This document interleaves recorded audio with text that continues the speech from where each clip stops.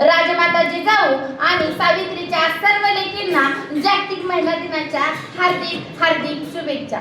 आदरणीय व्यासपीठावरील सर्व मान्यवर, गुरुजन वर्ग आणि माझ्या सर्व सहकाऱ्यांनो, आज आपण सर्वजण जागतिक महिला दिन साजरा करण्यासाठी एकत्र आलो आहोत। आजचा दिवस स्त्री शक्तीचा सन्मान, समानता, सुरक्षितता आणि त्यांच्या स्वप्नांना बळ देण्याचा संकल्प करण्याचा दिवस आहे। कुटुंब ते राष्ट्र उभारणीत महिलांचे अनमोल योगदान आहे। त्यामुळे नारी शक्तीचा आत्मसन्मान जपून त्यांना समान संधी देण्याची आपली सामूहिक जबाबदारी आहे। 8 मार्च हा केवळ एक दिवस नाही, तर हा स्त्रीचा जिद्दीच्या, संघर्षाचा, सामर्थ्याचा आणि कर्तृत्वाचा उत्सव आहे। आजची स्त्री ही सक्षम, स्वावलंबी आणि प्रगत आहे।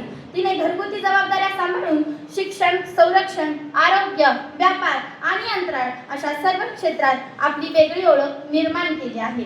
डॉक्टर बाबासाहेब आंबेडकरांनी संविधानाद्वारे महिलांना शिक्षणाचा, समानतेचा हक्क मिळवून देऊन त्यांना सन्मानाने जगण्याचा मार्ग दाखवला।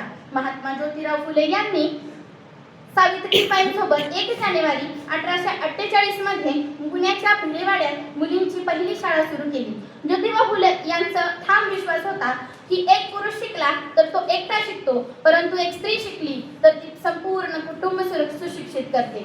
आज आपण सर्व ज्या मुक्त वातावरणात शिक्षण घेत आहोत आणि काम करत आहोत, त्याचा पाया महात्मा फुलेंनी रचला आहे, ज्यांनी समाजाची पर्वा न करता महिलांच्या हक्कासाठी लढा दिला। या मालिकेतील सर्वात मोठे नाव म्हणजे क्रांतीज्योती सावित्रीबाई फुले। त्यांच्यासाठी 4 ओळी बोलाव्याशा वाटतात। अज्ञानाचा काळोख होता जळमटे अडाणीपणाची, व्यथा निराळीच होती स्त्रियांच्या जीवनाची। उद्धार त्यांचा करण्या आणि रूढींचे तोडण्या बंदपाश, एक क्रांतीज्योती पेटली करण्या अन्यायाचा विनाश। शेनगोळ्यांचे वार झेलले वेदनेतही आनंद मानला, सारी दुष्णे हसत सोसुनी स्त्री शिक्षणाचा पाया घातला। विधवा केशवपण अनबाल हत्या रोखुनी, अनाथांचे आपले सारे आयुष्य दिले झोकुनी। शिकली स्त्री अन साक्षर झाली, सुंदर यशाची पहाट पाहिली। सावित्रीबाई कार्याने तुमच्या सदैव आम्हाला ऊर्जा मिळाली, सदैव आम्हाला ऊर्जा मिळाली। मित्रांनो, भारत असा देश आहे जिथे महिलांना देवी मानले जाते। नवरात्रीमध्ये मुलींची पूजा केली जाते। या देशाने आपल्या परंपरा आणि सहिष्णुतेने जगभर आपला ठसा उमटवला आहे।